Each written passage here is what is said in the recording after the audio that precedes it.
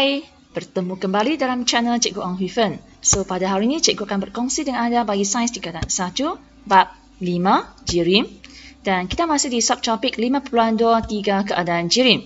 So, dalam video ini, kita akan belajar perubahan keadaan jirim. Okay. So, dalam video yang lepas, kita telah mengetahui air boleh wujud secara semula jadi dalam keadaan pepejah, cecair dan gas. Okey, so bagaimana dia boleh berubah dari pepejah kepada cecair kepada gas ataupun sebaliknya kepada cecair dan pepejah. So proses ini boleh berlaku disebabkan oleh penyerapan dan pembebasan haba berdasarkan teori kinetik. Okey, so kita akan melihat kepada proses yang pertama dari pepejah tukar menjadi cecair. Okey, so lihat dalam sini. Apabila dipanaskan, pepejah menyerap haba. So, zarah akan memperoleh tenaga dan bergetar dengan lebih kuat. Okay. So, tenaga haba digunakan untuk mengatasi daya carikan antara zarah-zarah pepejah. Okay. So, boleh nampakkan yang warna biru ni iaitu daya tarikan. So, zarah-zarah pepejah ni tersusun sangat rapat. Jadi, daya tarikan antara zarah-zarah adalah sangat kuat. Jadi, untuk tukar dari pepejah ke cecair, daya tarikan tu mesti diputuskan. Jadi dia gunakan tenaga haba. So apabila suhu meningkat ke takat lebur, zarah-zarah bergerak bebas.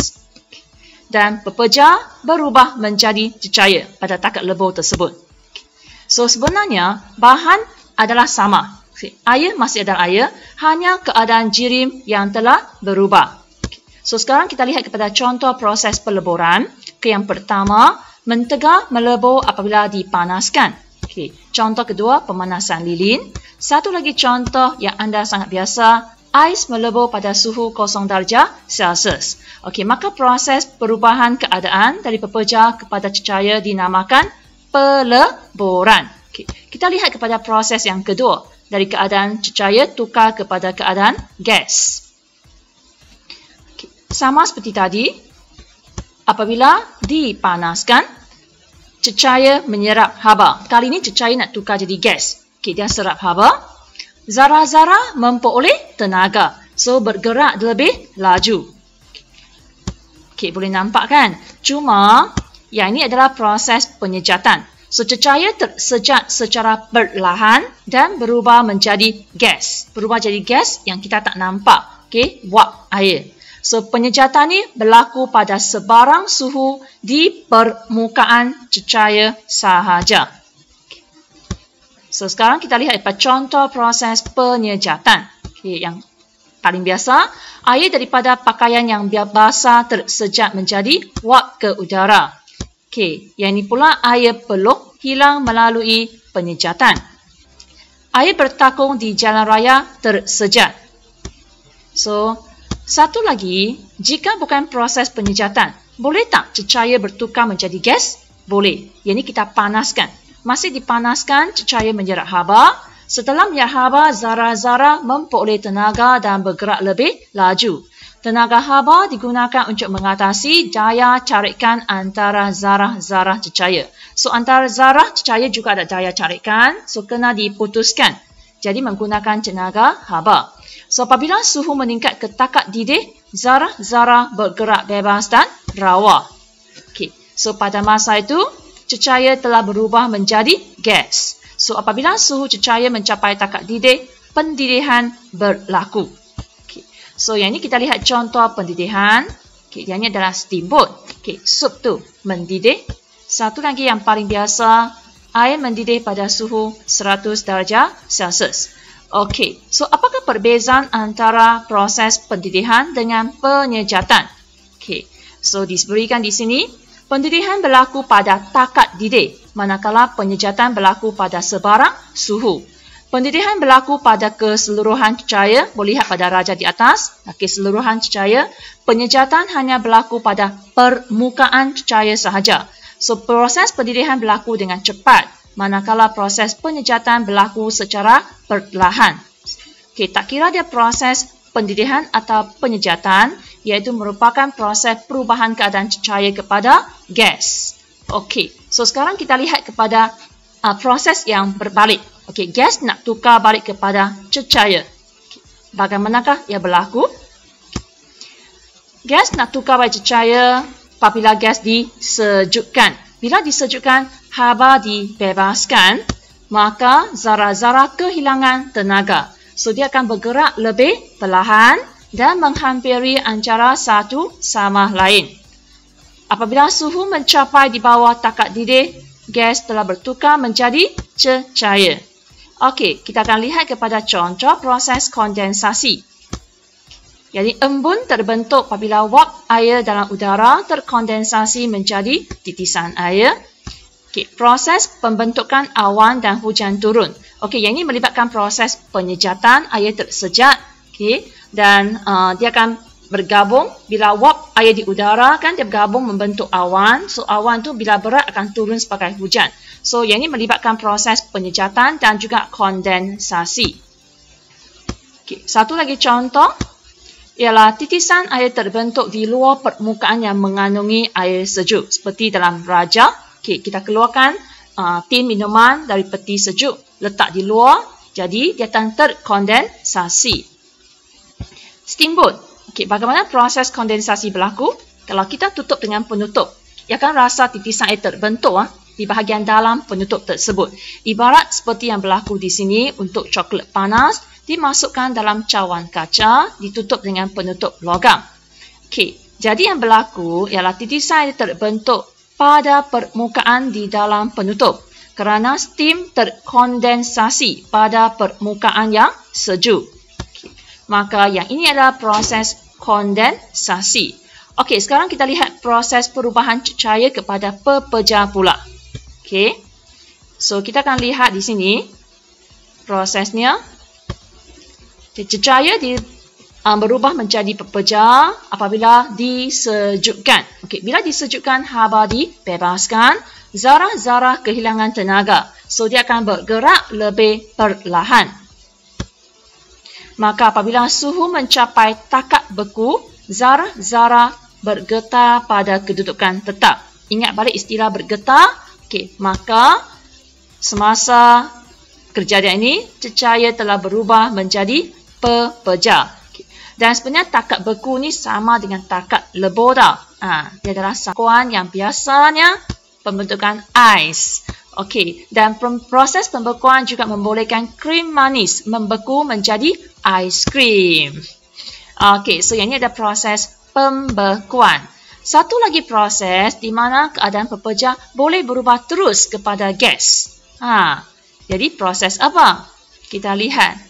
Okey, yang ini menyerap haba. Proses ni menyerap haba, tenaga kinetik zarah-zarah bertambah sehingga boleh bertukar secara langsung daripada pepejah menjadi gas. Okey, so proses ni adalah proses pemejawapan. Okey, contoh, ais kering digunakan oleh peniaga aiskrim untuk mengelakkan aiskrim daripada cahaya. Okay. Contoh yang kedua, ubat gegat ataupun namakan naftalena yang untuk menghalang kehadiran lipas semakin mengecil. Satu lagi contoh ialah iodin. Iodin ni ialah hablo warna hitam. So, dia boleh memejawab menjadi wap berwarna ungu. Okay. So, yang ini adalah proses pemejawapan. Sekiranya keadaan gas nak tukar balik kepada pepejah, juga pemejawapan. Okay, harus diingat, pemejawapan dia tukar tau. Pepejah terus kepada gas. Tak melalui keadaan cahaya. Okey, so kamu kena ingat proses peleburan, pendidihan dan juga pemejawapan ni melibatkan haba diserap. Dia serap haba. Sebaliknya, keadaan gas tukar jadi cahaya iaitu proses kondensasi, pembekuan ni melibatkan haba dibebaskan. Okey, dan sekarang kita lihat proses ni. Okey, dari segi graf pula. So, asalnya ais ni adalah bentuk pepejah. Okay, kita panaskan dia sehingga satu suhu. Okay, sehingga suhu sini, tengok 0 darjah Celsius. Di sini, pepejah tu mula melebur. Ais mula melebur. Okay, so dalam proses peleburan tu, dia akan wujudkan keadaan pepejah dan cahaya. Okay, so semasa proses takat lebur ni, suhu tidak meningkat. Kita terus panas tapi suhu tak meningkat. Sebab apa? Tenaga haba digunakan untuk memutuskan daya tarikan antara zarah-zarah. Okey, sehinggalah selesai melebur, maka dia akan tukar ke bentuk cecair. Okey, cecair itu akan panaskan lagi sehingga mencapai suhu 100 darjah Celsius, dia akan mula mendidih. Air mula mendidih. Okey, sepanjang proses tu dia akan wujud dalam keadaan cecair dan juga gas. Jadi suhu tak meningkat.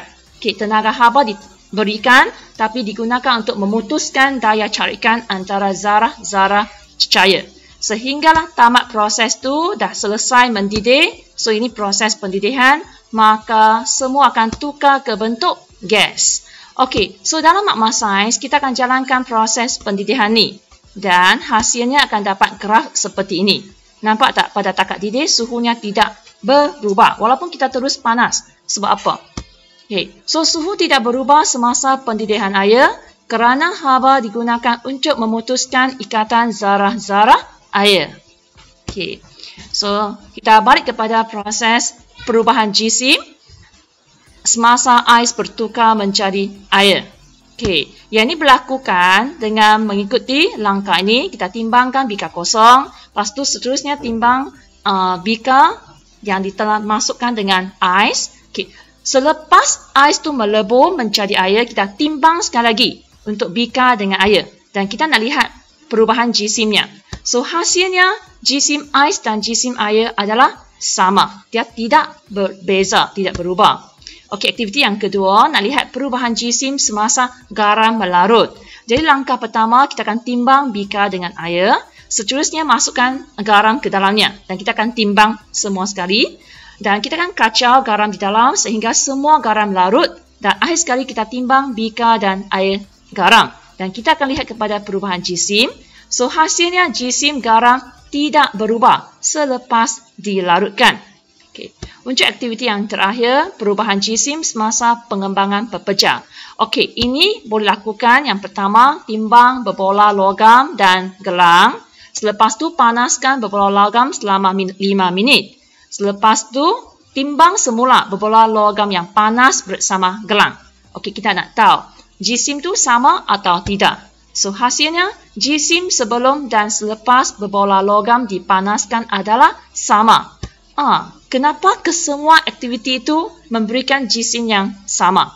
Sebab perubahan fizik. Ketiga-tiga aktiviti tadi merupakan perubahan fizik. So perubahan fizik hanya memberi kesan kepada tenaga kinetik, zarah-zarah zirin. Tetapi tidak mengubah kuantiti zarah-zarah. Sebab itu jisim kekal sama semasa perubahan fizik. Okey, sekian sahaja perkongsian cikgu pada hari ini. Sekiranya video ini memberikan manfaat kepada anda, sudilah tekan like, share barakan dan subscribe channel cikgu. So, terima kasih. Jumpa lagi. Bye-bye. Everything changes.